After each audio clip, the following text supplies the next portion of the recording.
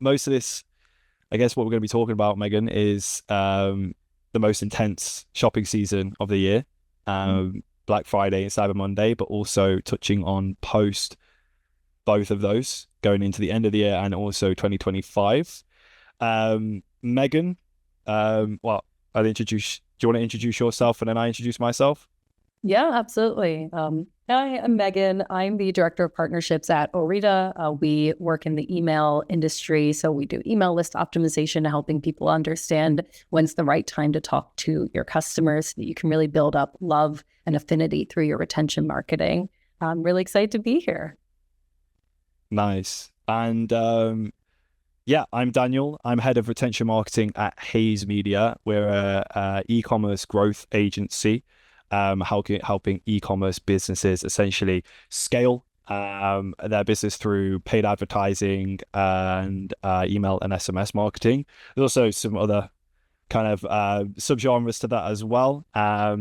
So yeah, I guess sure. Basically, everyone who's watching this, you're in safe hands, knowing that the information I'm about to share is all backed with research and tried to test it with experiments and different tests that we've done internally, both in Orita and at Hayes. And from my experience, I mean, my partnership with Orita, with Hayes and Harita working closely together, is that I know that Orita knows how to make an impact, but perfecting deliverability to really getting, creative with things like segmentation, which I know is, whether you bring up that word, it can sound very technical and very logical, but I like how Arita kind of provides this sort of creative element to it and through, testing and through data. So it's, yeah, I think first up though to talk about is, and the topics on today, which I've got written down here. Let me just pull them up. So we have testing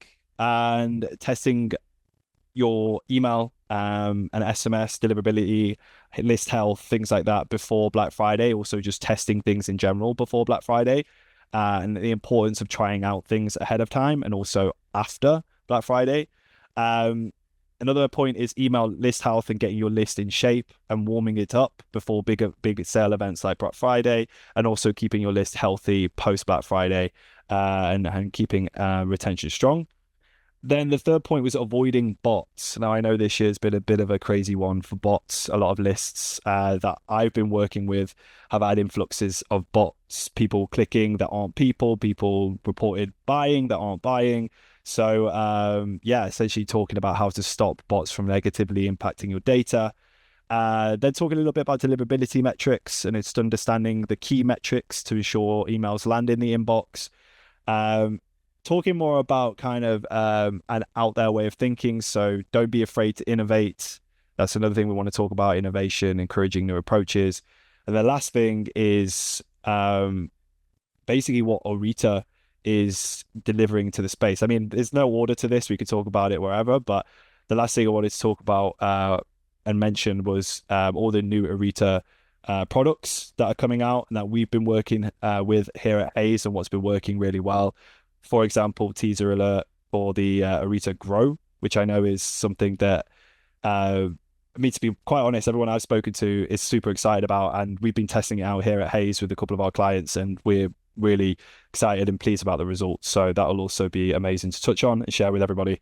And if we've missed anything, we can cover it. So first of all, start with testing and the importance of testing before Black Friday. Hand over to you, Megan, to lead us there. Yeah, of course. Oh my goodness. So I'm sure you've been through as many holiday cycles as I have.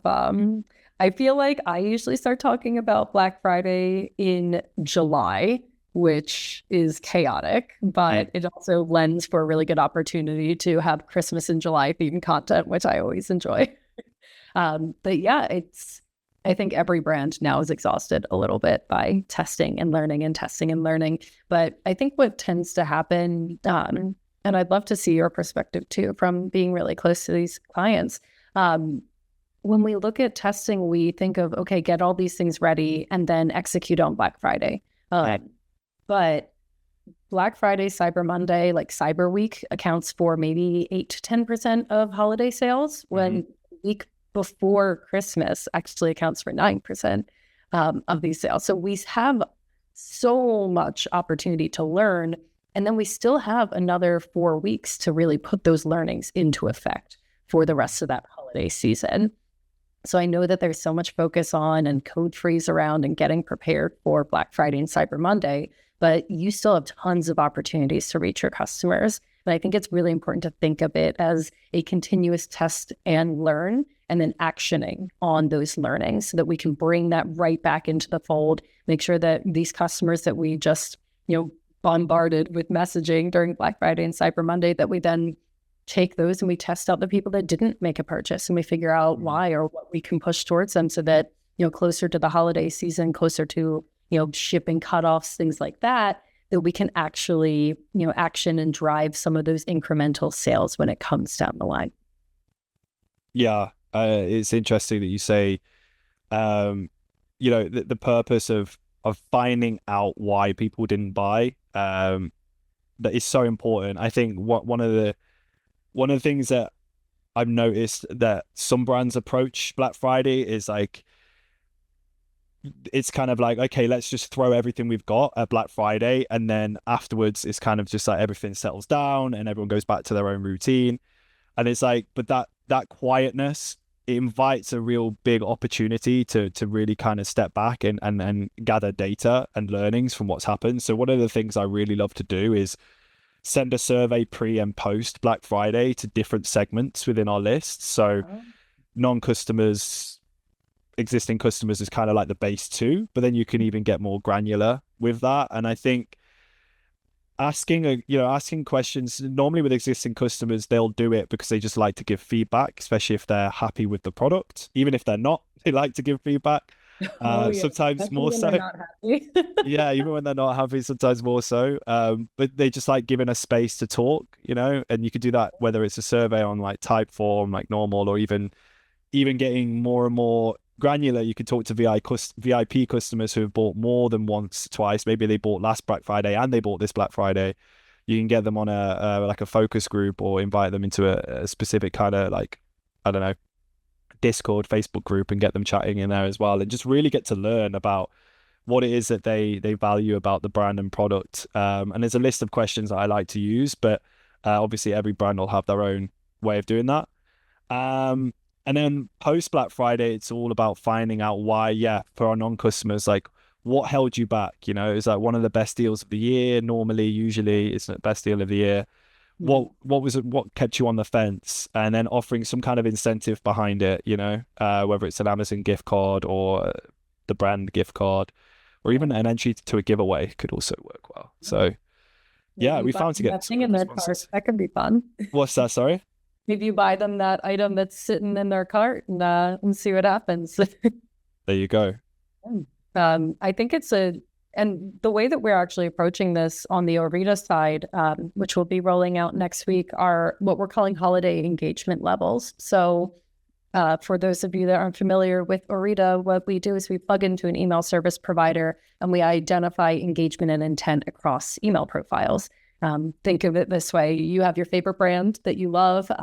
You maybe buy from them 2, 3, 4 times a year, but if you're getting 3, 5, 10 emails a week every week, they're no longer relevant or salient. You're getting over message. They kind of become background noise. So by pausing people when they're not in an engagement cycle, we can do a couple of really valuable things, which is identify when is the right time to talk to that person. We can also make sure that because they're not getting over messaged, that we're being more efficient with our email sends, which will improve those click rate metrics, open metrics.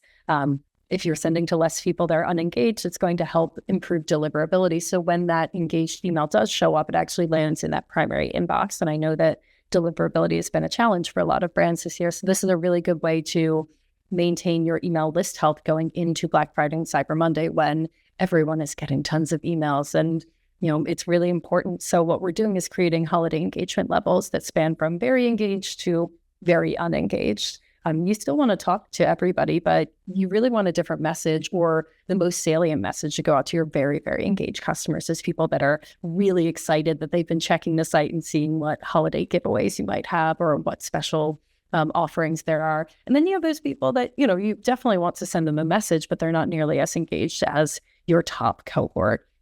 So we're rolling this out so that our customers can really have full control over their mailing lists and talk to each of their customers the way that their customers actually want to hear from them. Maybe you send a couple more emails to that very engaged cohort. Maybe you tell your least engaged cohort, like, this is the one email we ask you to open, and this has the offer, and this has the discount, and we won't bother you again. But these are some of the ways that we can really think about reaching these different customers in a way that matches their interest and their intent with the brand, and that message comes across very salient, and again, helps build up that customer love for your brand. Yeah. And you touch on some good points around like re-engagement of old subscribers, which is an interesting topic, because one of the things I've seen, and I used to do this myself, was that before Black Friday, I would clear and clean the entire list and remove all these inactive subscribers and unengaged subscribers, because I thought that was like deliverability best practice, right? Before you do a big sale. And then one of the things I found was, obviously Black Friday, it's like almost people are primed to buy. It's like kind of like a cultural acceptance that once that Friday hits, even if it's just that day or that weekend, everyone knows that Black Friday is happening. And they know, okay, this is associated to like really good deals. And so what I started doing was similar to how Arita like opens up that like, sort of the floodgates to those who are already like likely to buy at that point. And it's like, okay, now you can email these people. I find the same thing happens with like, don't exclude if you're going into the campaign level, don't always exclude your unengaged subscribers for that. For that Friday, maybe one or two emails for that Friday, actually include them. And obviously if you work with someone like Arita, like we have been doing, that kind of like, you kind of already have that support to do that because you guys are managing it on the back end. All you have to make sure is like, for me, being an email marketer and in Klaviyo and doing all the scheduling and setting up the segments, I just need to make sure that just don't exclude unengaged. And like, there's something so simple, but it has such a big, profound effect. We brought in a lot more revenue last year with Black Friday just by emailing unengaged subscribers. And we're going to be doing the same this year, but tailoring the messaging a little bit better towards the fact that they're unengaged and it's Black Friday. So yeah, really interesting to see. I think it's such a good point. And I think for a long time, like list cleaning was the best thing that was available to email marketers. If you are constantly emailing people that are unengaged, they won't open your messages, they won't click, they might unsubscribe. And then, if they unsubscribe, you can never talk to them again. So turning those people off, at least for a point in time, is really important. But what Arita's really looked at, and I think what is always the challenge to email marketers, is when do you turn them back on? And that's always been the challenging question. So we've really looked at list cleaning historically like a one-way door. And that's what we're able to do a little differently, is look at engagement as a constant ebb and flow and bring those people back in when they are actually showing engagement again. Because you have your holiday shoppers. You have those people that really, really love your brand on Black Friday or on the week before Christmas or on their birthday or their anniversary or their mom's anniversary. So when we look at things a bit more historically and we look at the cycles of engagement that people flow through and, think about our own buying patterns and behaviors. Like I love skiing, but like, I'm not going and buying skis in July, but like, I will check out all the fun sales of all like the last year products when it comes to winter season. So when we really constantly think about engagement as fluid, no person is engaged or unengaged entirely. It's just at that point in time, then we can really think about how to better reach those customers and better understand when they are in an engagement cycle, how we want to talk to them. Yeah, it's again, another interesting, like understanding your customer is so important. And I know a lot of people who are listening will have done extensive research into their target audience. And probably know them for the back of their hand now. And don't try and change your audience. If they don't like a certain thing, if they like a deal, if they're price conscious and that's what you're attracting, I guess that's a different topic about rebranding and branding. But But Some message people do. testing, I think, is a really Yeah. important thing to do. And that's another thing to do constantly throughout the holidays is like, what is the right discount? Is it a buy one, get one, or is it a 50% off? And like, do you Yeah. have the customers that are willing to buy more items, or do you have the customers that are only willing to go for that discount? Like really thinking about these different pieces and trying that out with those different engagement levels. Who are your VIPs? Are they going to buy multiple products from you? Who are your high AOV shoppers? And like, should they be getting a different offer or discount than the people that you know are only going to buy if they can buy that one thing that they really care about? Yeah. 100%. Um, Great. Now from messaging, kind of the same avenue. We did talk a little bit about email list health.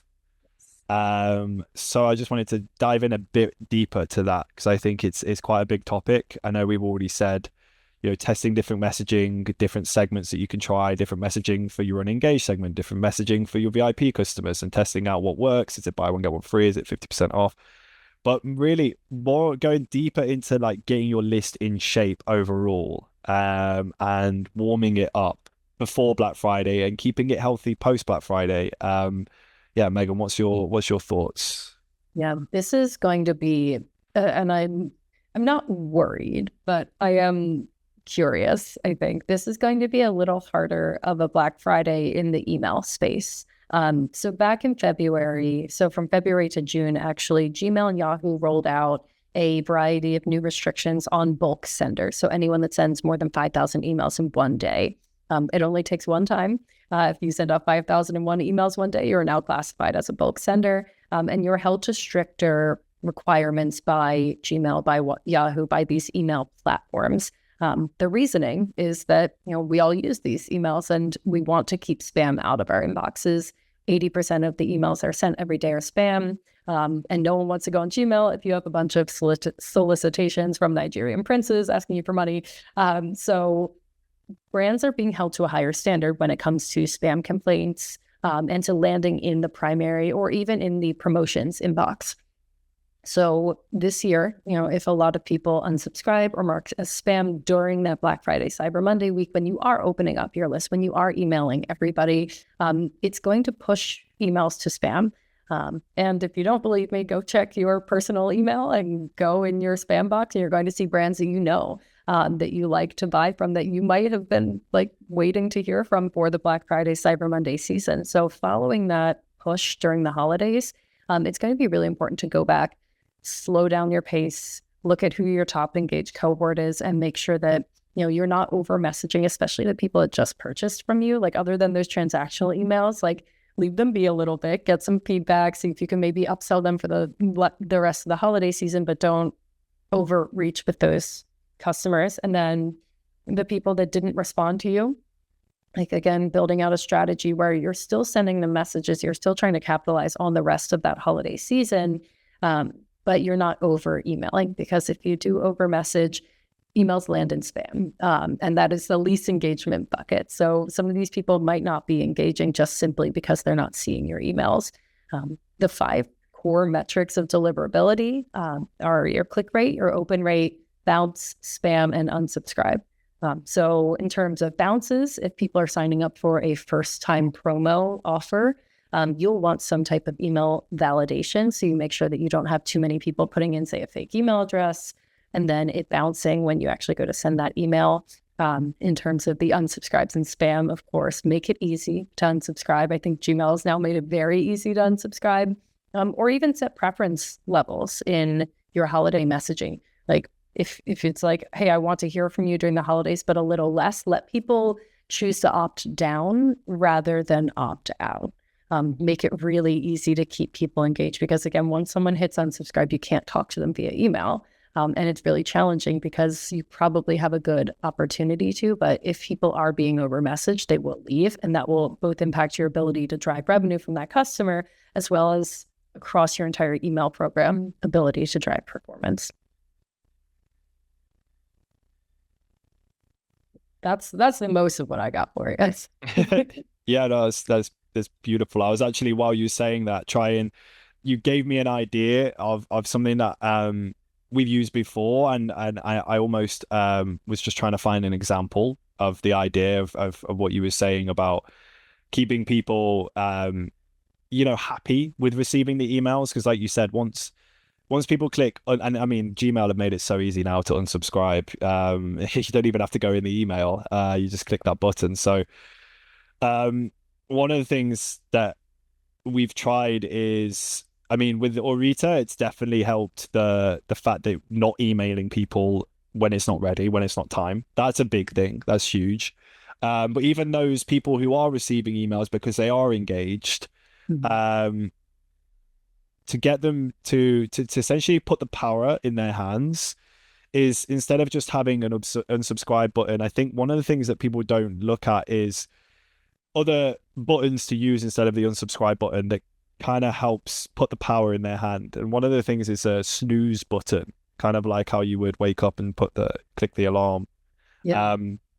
But for your emails, and you can snooze emails for a week, you can snooze them for 5 weeks, or even 2 months, 3 months, however you want. And if someone clicks that, make it very prominent at the bottom of the email, so it stands out more than your unsubscribe button. If anything, it looks more attractive than the unsubscribe button, so people are more drawn to that than they are to unsub. So that's proven really, really useful as well, especially for those who are opening your flow emails. And some brands go quite aggressive in flows, which is fine. The non-customers, you're trying to get them over the edge. So, but it's always good to put the power back in their hands, and you'll be surprised that those unsub rates will drop massively. The spam rates will drop massively.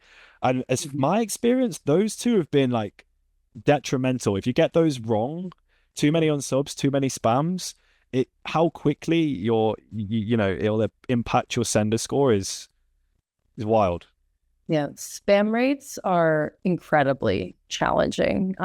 If 3 out of 1,000 people in a campaign mark your campaign as spam, your messages will start going to the spam box. So it is very, very strict when it comes to these email platforms. They are very focused on making sure that their customers are having a good experience, and they have teams and teams of data scientists that are protecting our inboxes every day from spam. So this is why it's definitely going to be more stringent this year, and it's going to impact a lot more brands this year. So, snoozing people, turning them off for a bit, giving people a break right after Black Friday, Cyber Monday. And then, if you are using Orita, those engagement levels will refresh every week. So it won't be, again, engagement is dynamic. Sometimes people really, really want to hear from you, and then sometimes they don't want to hear from you for a few months. So those audiences will update every week with who are your top engaged people right now, and then who are your least engaged people at this point in time, which gives you an opportunity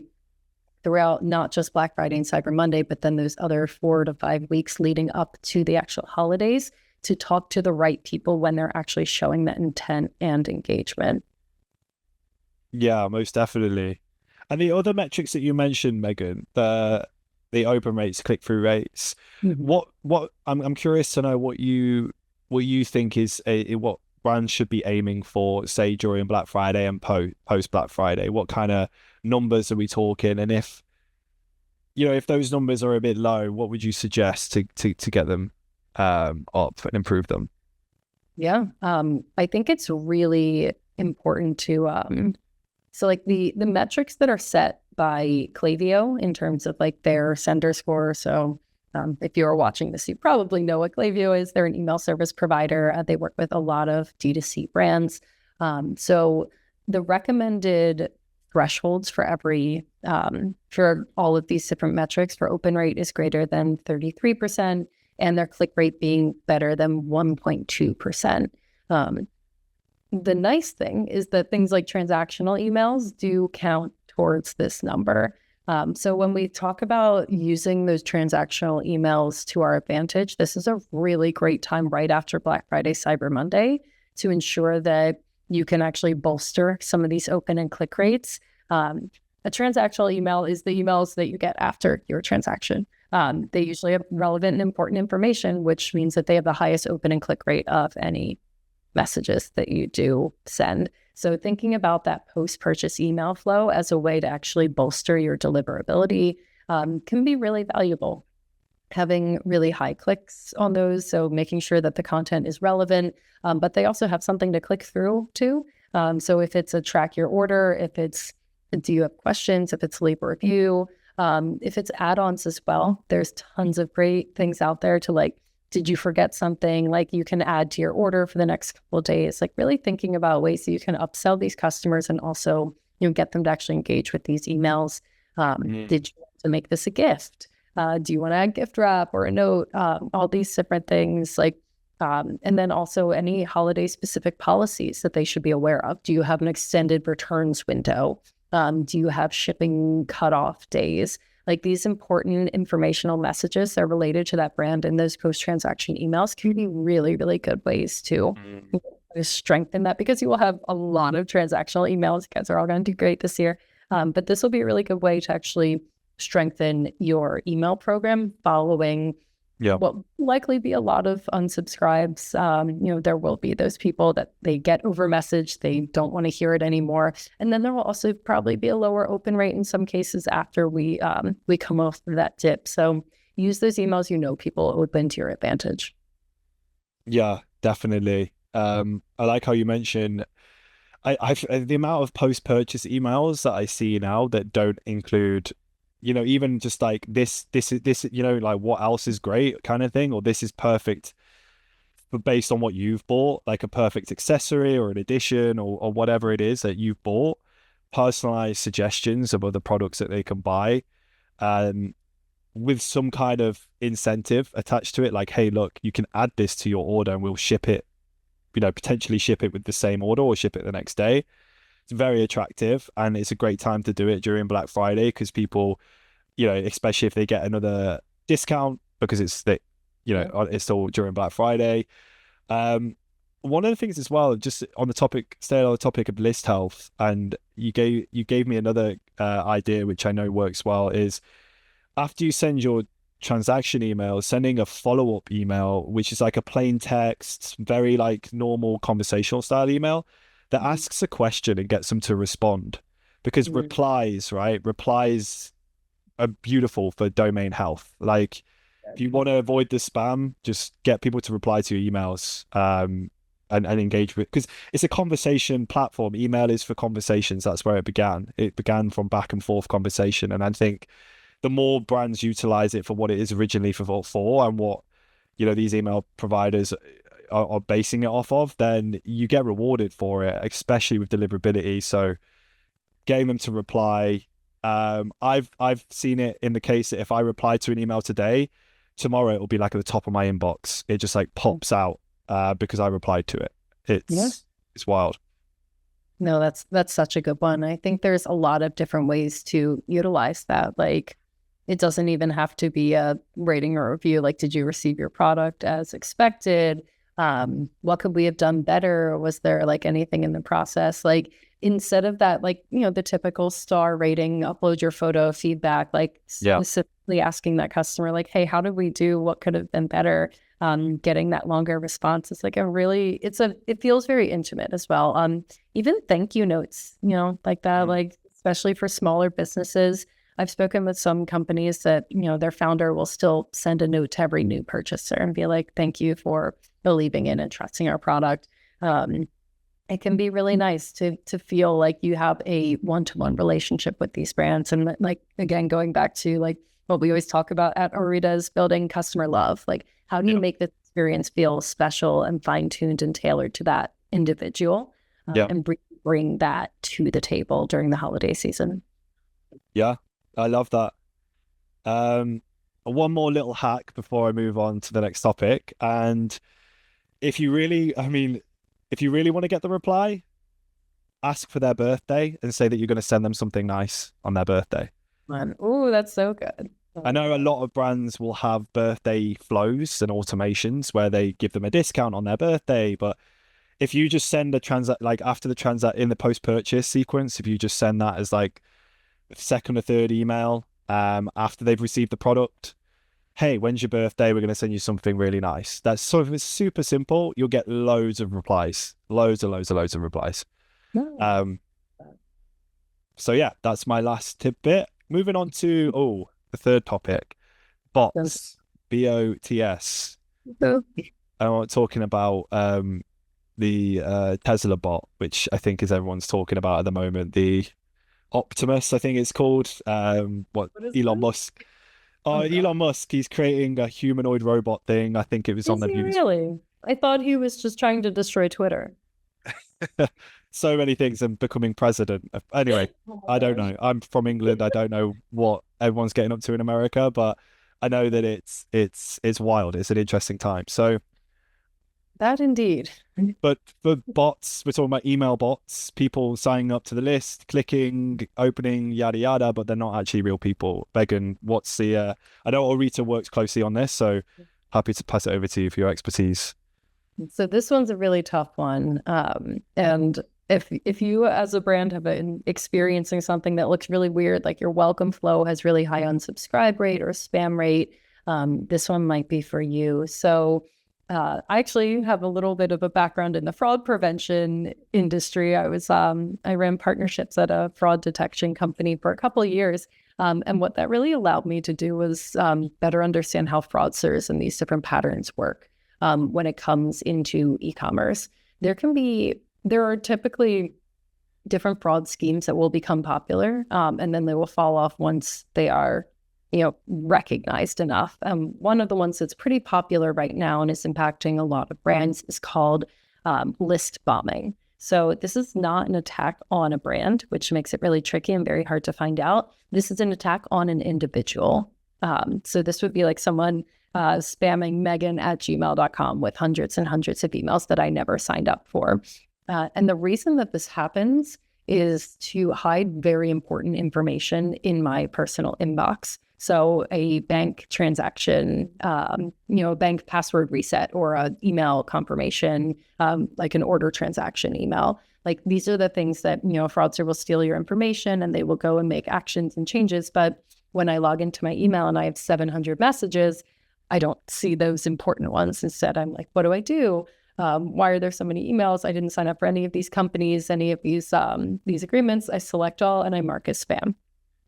So brands end up being the collateral damage and in a really bad way. With the bots that we've identified, these people that are being signed up without their consent, they have a 20 times higher likelihood to mark a brand as spam than a typical person. And so going back to that 3 out of 1,000 people, it does not take much for a bot attack to wreak havoc on someone's email account.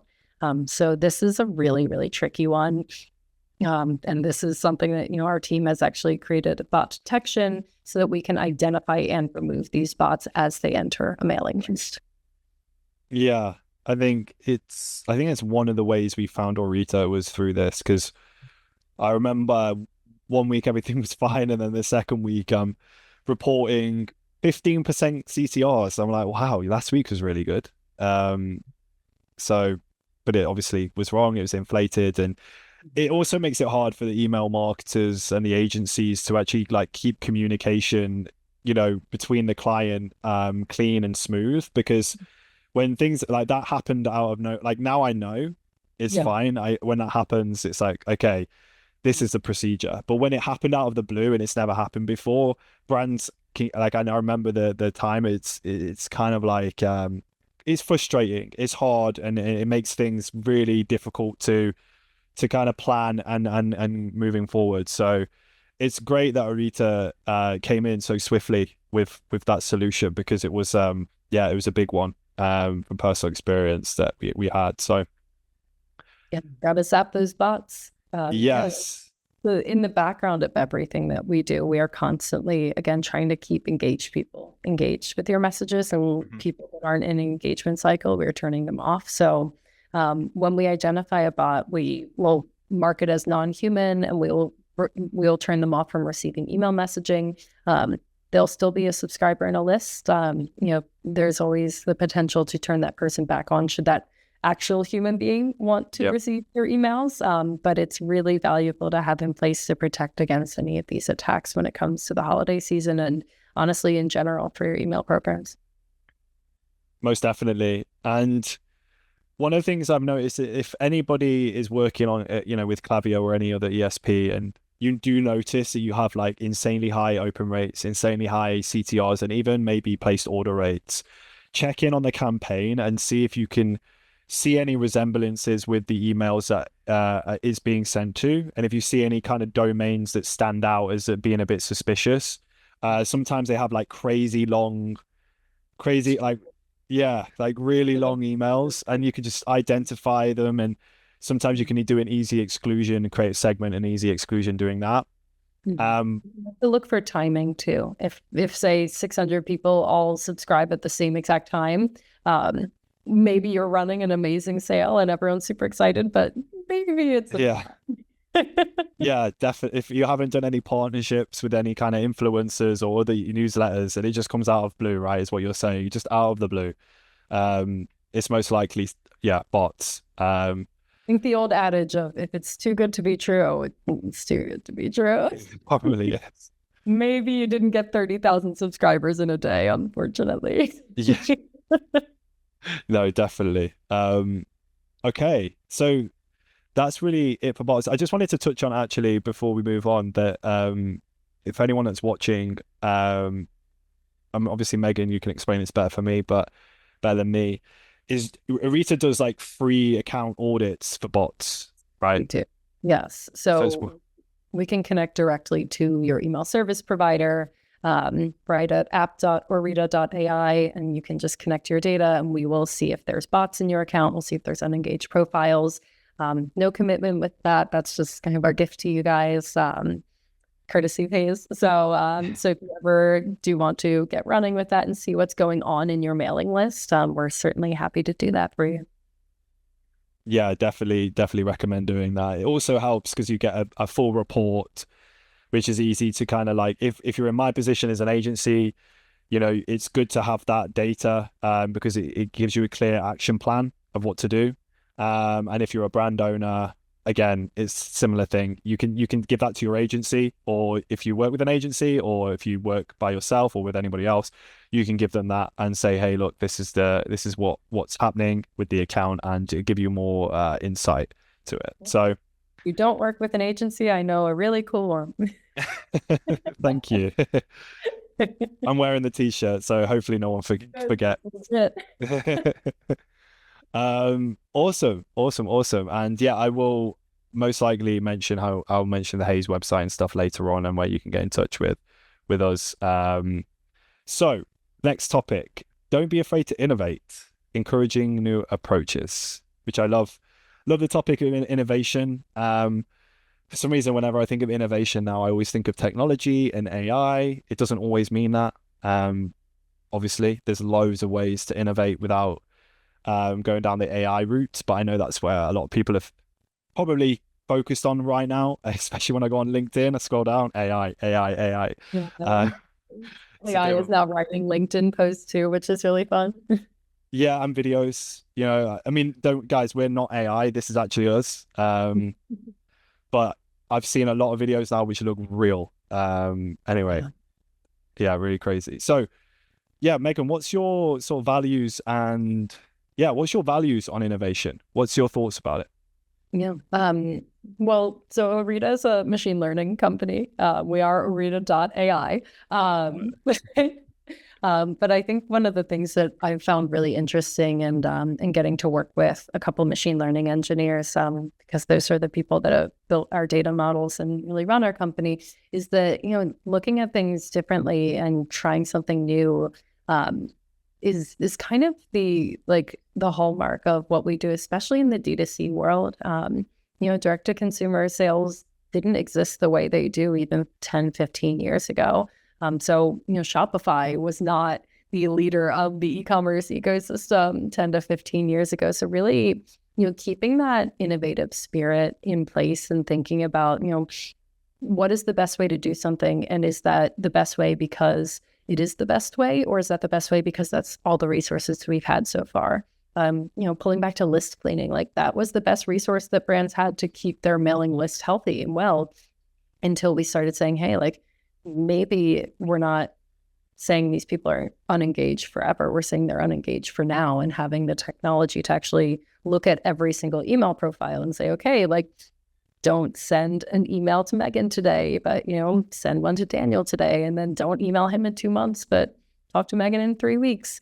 being able to bring that to the table is really cool. So on the brand side, like there's tons of different opportunities to create brand love, to talk to your customers differently, to, break the flow and like reach out to someone and say like, hey, like, I don't know, it's your 14th order. Like, here's your 14% off, like something silly, like have fun, break through the noise a bit. And I think the advice I give to pretty much everyone that's on the brand side is like, think about yourself as a customer sometimes. Like, take off your brand owner hat and put on your customer hat. Like, what's the last time you had a really delightful experience with a brand, and what made it feel so special? Like, what was something really wonderful that a brand did that kind of surprised you?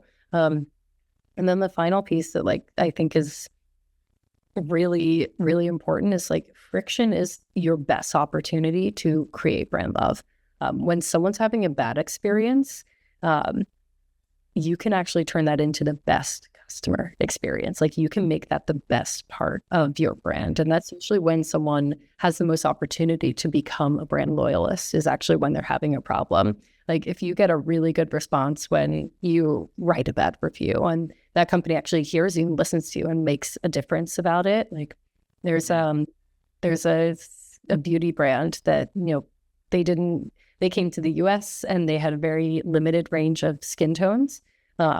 And a couple beauty influencers like went to TikTok and they were like, this is the darkest this goes, or this is the lightest this goes. And that brand reached out to those people and worked directly with them to expand their product line, like doubling their shades and color. Like, those were really mad people that are now online just speaking like the best things of this brand. They're like, hey, they listened to us and they made a shade that actually works for me and my skin. And now they're huge advocates of a company that they went online complaining about. Like, thinking about these things of like, use those opportunities where your customers are giving you feedback to let them feel heard and feel like they have that relationship with your brand. Like, utilize that as a great point to create brand advocacy.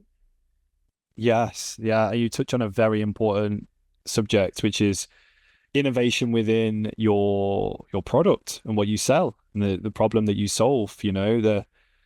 The needs of your customers will change as time goes on and new problems arise. And so it's important for anyone who's, birthed an e-commerce store and created a product, that their focus is always on innovating that product, making it better for their customers.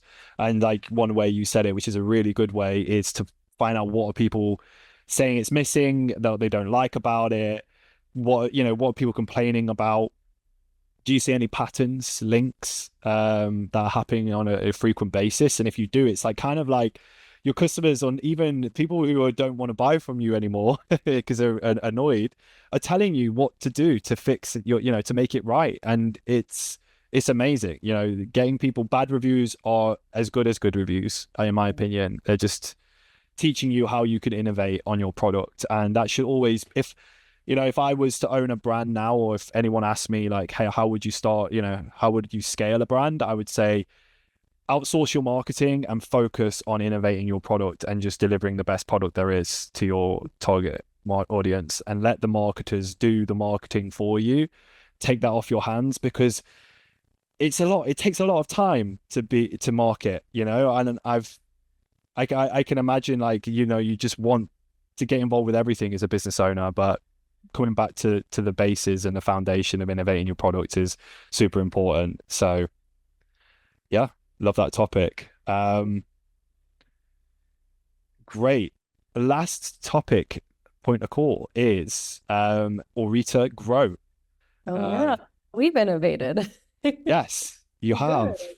Yes. That's a great point. So when Aurita came to market, which is not too long ago, actually. And it's been really cool to see how quickly we've also heard that feedback from our customers. And that was, it's great to not over email people. Like, it's good, it's helpful. But what about the people that are really engaged? Like, what about those folks that really want to hear from your brand? And how do we actually, not only not over email people so that we can keep them in the mailing list for longer, but talk to those people when it matters most? So what we've built out, and by we, I do not mean myself, I mean our incredible machine learning engineers on our team have been able to build out and identify who are the highest intent people in your mailing list, who are the people that really, really want to hear from you right now. So, again, just taking it back to that human piece of things, like there are days or cycles or patterns or seasons that are very important for individuals. If someone's like, if you run a sportswear company, like the New York Marathon might be like a really, really big day that just matters to a couple of people. But then you have people that run the Boston Marathon, and then you have people that do a triathlon or an Ironman. So understanding that point in time in 10 can be very, very tricky. Taking it out of sports into like everyday life, your birthday, your anniversary, like unless you have these things tracked, like maybe you buy a piece of jewelry every year on an anniversary as a gift. And, I, as that company, don't know your anniversary. Maybe I do. And if I have that, I'll email you. But if I don't, like if we can understand that historical pattern, intention, and behavior, and we can identify who the most engaged people are at any point in time, then we can send that next incremental message. So what we now do is we provide what we call Arita Grow audiences, grow revenue within your existing mailing list on a weekly basis, aligned with when brands are sending out their existing campaigns. So that audience just gets provided right in the email service provider. You send out your campaign as usual, same messaging. If there's duplicates, if there was people you were going to send already, they'll only receive one message. But what this does is make sure that we talk to the right people at the right time. And because you're maintaining list health, because you're not over emailing, those emails will land.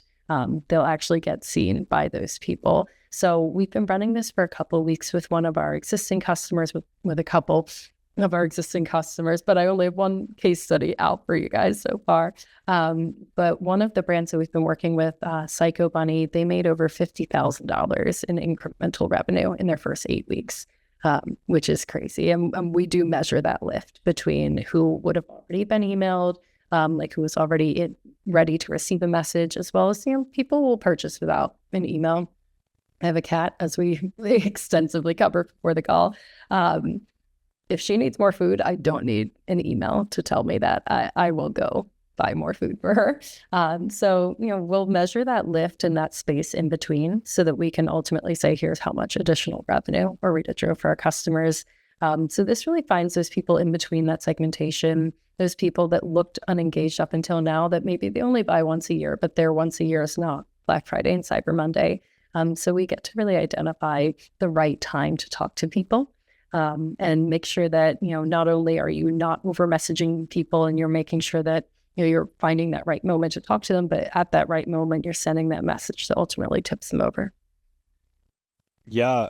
And just to speak from my experience so far as well, like considering, the topic we talked about earlier, like you never used to send to unengaged segments. I think it helps with that confidence as well from someone who manages the account to say, okay, like we can send to this Arita Grow list, for example, and expect that, even if they are unengaged, they most likely are going to engage again, because of like what you said, emailing them at the right time. And it's interesting to see the results of that, higher click-through rates, higher open rates, just from a segment previously that you may never have emailed. So it's definitely worth checking out. It's definitely something that I've been experimenting with and will continue to do so, especially going into the next couple of months. So yeah, excited to see how that goes for you guys over at Arita as well. Yeah, I'm excited. It's been working super well. So especially, coming into what's typically the slower season post Black Friday, Cyber Monday, when you have, the January, February lull, unless you're a wellness brand. And in that case, we're going to turn it all on for you. Those are really good opportunities to, start finding those people and like continuing to drive value and revenue going into some of those like slower months in the typical D2C season. Wonderful. Definitely. So that pretty much rounds it up for our time together today, Megan. So just want to say thank you. Thank you to everyone who's watching as well. I know it's been a long hour. I don't know, do people listen to podcasts for an hour still nowadays? I guess if you're driving, people would probably listen to it. So car having people. yeah, wherever you are, wherever you're listening to this, I hope you have a lovely day or evening or morning. And yeah, maybe we do this again sometime. I've really enjoyed myself. I've loosened up a lot over the space of an hour. So very good. Just the two of us. Yeah. And Dorita, note taker, just below. And I'll read a note.